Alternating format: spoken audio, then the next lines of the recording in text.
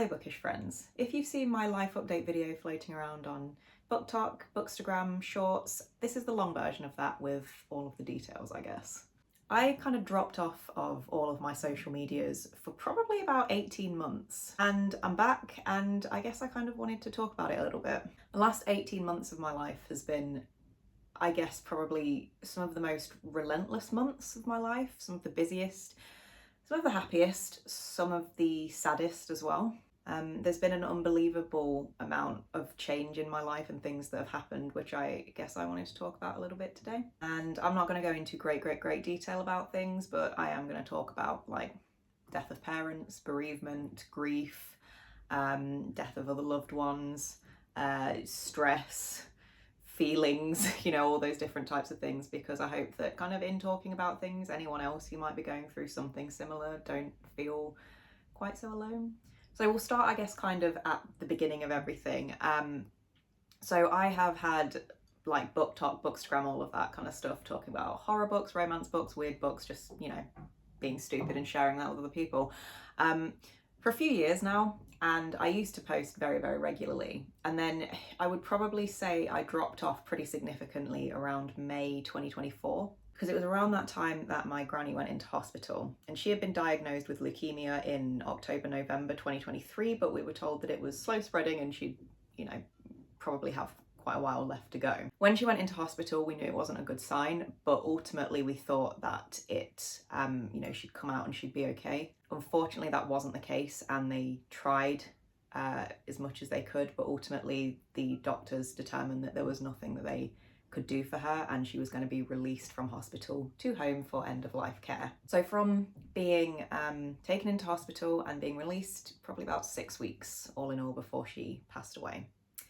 And she died in July of last year, so 2024. And watching someone die of cancer, I think, is particularly horrible.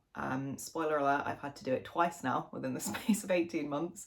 But it's really tough to see someone you love deteriorate like that and pass away. About 3 weeks before she died, my dad went into hospital very unexpectedly under emergency circumstances, and we were all again very worried, but, you know, we thought that things would probably be fine, as they usually are. So we had a period of time where we were just bouncing between hospitals, constantly visiting my granny and visiting my dad, who were both in hospital at the same time.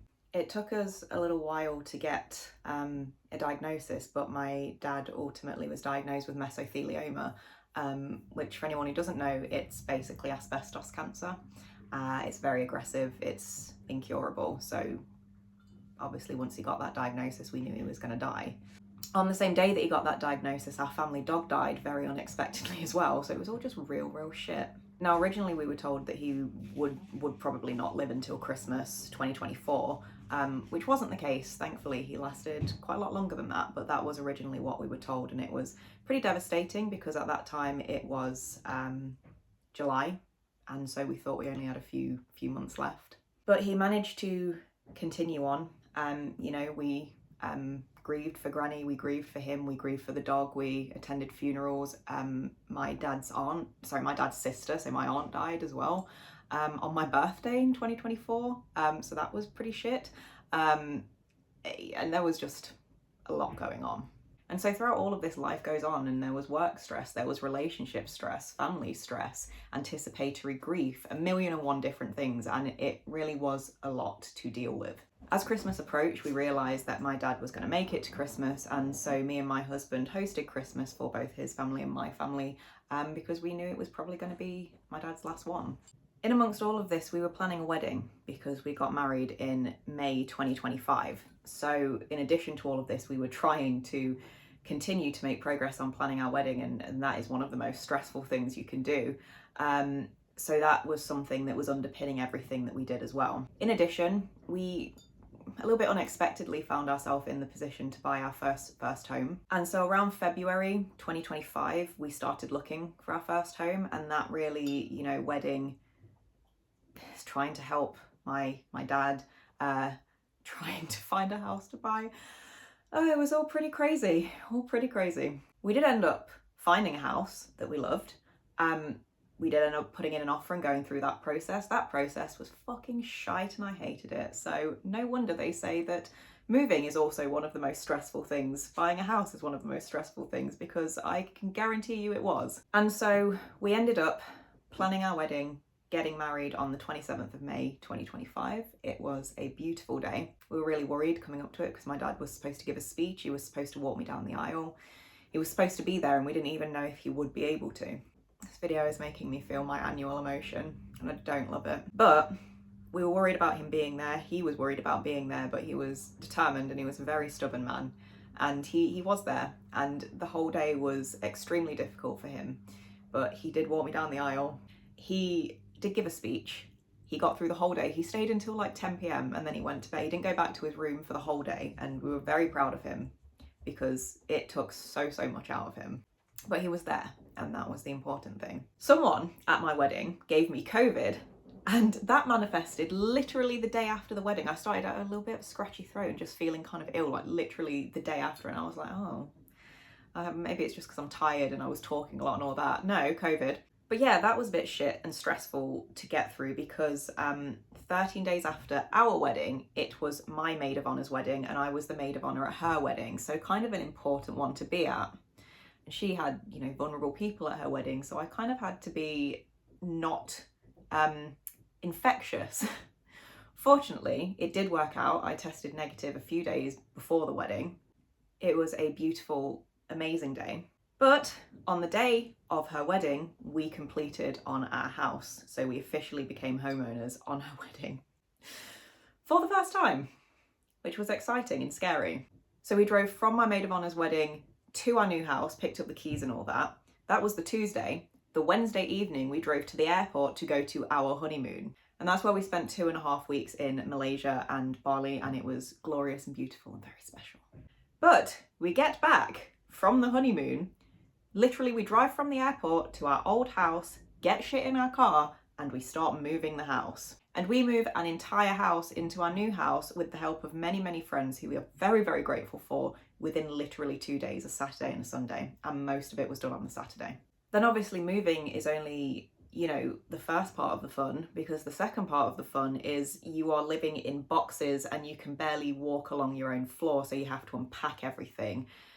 And I did my absolute best to try and get that done. We were still in the process of it, but we'd done most of it after about 2 weeks, and that's when my dad went into the hospital for the final time. And we realised, because I think when you're at end of life, you tend to deteriorate really quite quickly at that point. We realised he was at the end and wouldn't have very much longer left. So that's when we kind of paused what we were doing and started visiting him in the hospital, and the doctors confirmed that the cancer had metastasized and spread to quite a few different places in his body. And they discharged him home for end-of-life care because he wanted to be at home. And 2 weeks after he was admitted into hospital, he died at home. I was there holding his hand when he took his last breath. My mum was there as well, so he wasn't alone. Immediately after the funeral, I decided to throw myself into redecorating what is currently my library room. This room, it was packed full of boxes and it was a complete mess and it really needed sorting. Most of the boxes were books and it just needed sorting. And I'd been putting it off because my dad was the king of DIY, and oh God, you have no feelings. Be a bitch again in your soul. Stop feeling your annual emotion, because now it's not even an annual emotion if you keep having feelings. So to take a little excerpt from the speech that I gave at my dad's wedding, the project of this library room was what I was determined to throw myself into to kind of deal with my grief. But when I first decided, okay, this is what I'm going to do, I instinctually picked up my phone to text my dad to say, what do I need to strip wallpaper off a wall, to paint a wall, to do all of this, because I've never done any DIY really on my own.